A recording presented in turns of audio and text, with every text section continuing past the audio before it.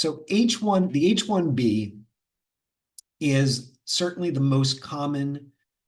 This is really the quintessential high-skilled, non-immigrant visa category, the working category. And it is for those who will be employed in a specialty occupation, which requires at least a bachelor's degree or higher in a specific specialty.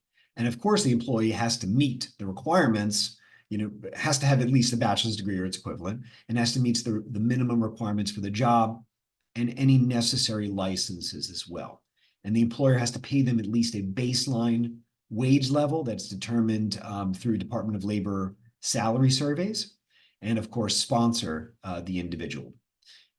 The current H-1B climate is great in terms of adjudications. Like when you are able to file an H-1B, they're in the single digits in terms of any type of denials. And it's really, it's a good environment adjudications-wise. The big issue is really more the numerical caps, which I want to show you all, actually. I'll show you in the next page about that. It's very competitive. There are 85,000 slots that are available every fiscal year. There are also the possibility of receiving cap-exempt H-1Bs, and those are things that come through institutions of higher education, right? Universities that are hiring you on as staff or as faculty or research, nonprofits related to or affiliated with those universities. A lot of times in the healthcare work that I do, nonprofit hospitals that have affiliation agreements with universities to train residents. You will see a lot of cap-exempt possibilities there, and also nonprofit and government research organizations. So being employed by or being employed physically at those locations can make for a way around this very, very competitive cap. Let me put it in perspective for these 85,000 numbers for you all. So the last time it was touched, the last time the cap was touched was back in 2005. There was a 65,000 cap it's reduced slightly by the H1B1 program for Chilean and Singaporean nationals. Then the master's cap in 2005 came. It added 20,000 additional numbers for those who have a U.S. master's or above. At the time, that was a lot. That seemed like it was going to shore up the H1B program for a while and be responsive to need. Yet, we know that it's not the case. But I'll tell you all a couple of other things that the way the world looked back in 2005. YouTube had just been founded. Now, I think maybe, Ryan, you might be posting this to YouTube. I think it's been around for a minute, right? It's been around for a little while now.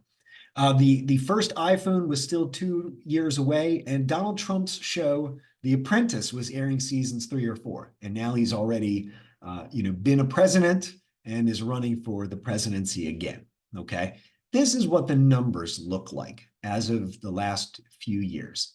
And when you see this term registration, basically that was put into place some years ago, where there is now this initial lottery that happens, where these bare bones sort of entries are put in around March. And if a person is selected around that time, they can actually file the big physical H-1B petition, at least their employer does for them, starting on April 1st and usually until June 30th. And then they can finally start working October 1st. So that's what registrations mean.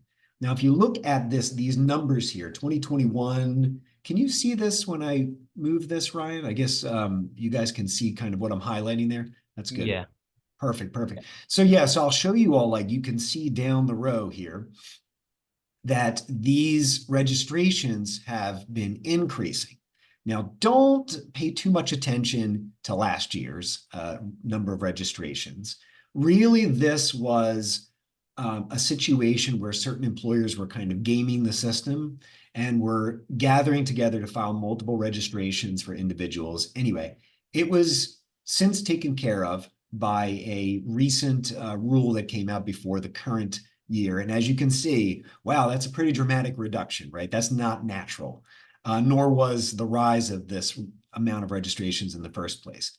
But when you look at 479,000, actually it was 470,000 eligible registrations, that is more or less the real number. You have a few that or filed, companies filed multiple registrations, but the person was only counted once. But this shows you true demand in this country for only 85,000 slots, right? To put that in perspective, that's like a 17% chance of selection. Now, that's not, that makes more sense, I guess you could say, for like bachelor's cap level. There is definitely, when somebody gets a U.S. master's degree or above, they have increased their odds of getting selected because they'll be put in this lottery for the 65,000 numbers.